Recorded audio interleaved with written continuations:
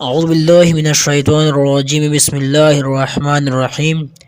آج کا ہمارا سبق ہے کن چیزوں سے وضو نہیں ٹوٹتا۔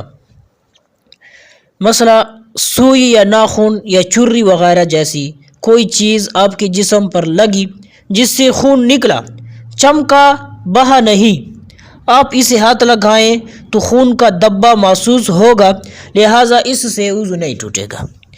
اسی طرح ہاتھ میں کوئی چھالا یا زخم ہے، وضو کرنے کے بعد آپ نے کال کو نوچ دیا، کال کے نیچے مردار کال تھی جس کو نکالنے کے بعد کال نظر آئی، تو اس کے نظر آنے سے آپ یہ تصور کریں کہ اس کال کے نوچنے کے بعد اندر والے حصے میں پانی نہیں پڑا، لیکن یہ کیا ہے؟ معاف ہے۔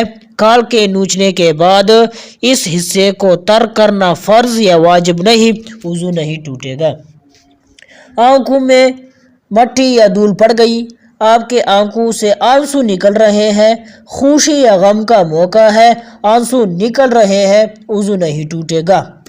آنکھوں میں کوئی چیز چلی گئی اور پس گئی جس کی وجہ سے آنکھوں سے زاروں قطار آنسو نکل رہے ہیں، وضو نہیں ٹوٹے گا۔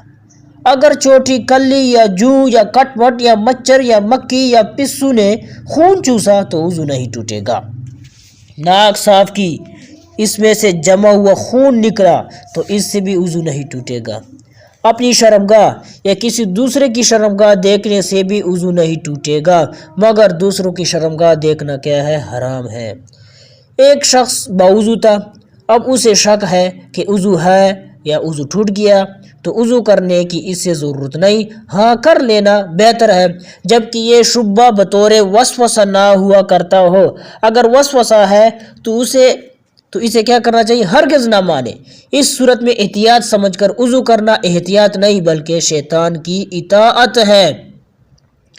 گالی دینے سے وضو نہیں ٹوٹتا، مگر دوبارہ وضو کر لینا مستحب ہے۔ آشوب چشم ہو گیا، آنکھ دکھتی آنکھ سے زردی مائل پیلا پانی نکلا، یہ پانی اگر آنسو کے ذریعے نکل جائے تو وضو ٹوٹ جائے گا، اس لیے کہ یہ پانی کیا ہے؟ ناپاک ہے۔ اس پانی کو اگر کسی کپڑے سے پونجا جائے تو وہ کپڑا بھی ناپاک ہو جائے گا۔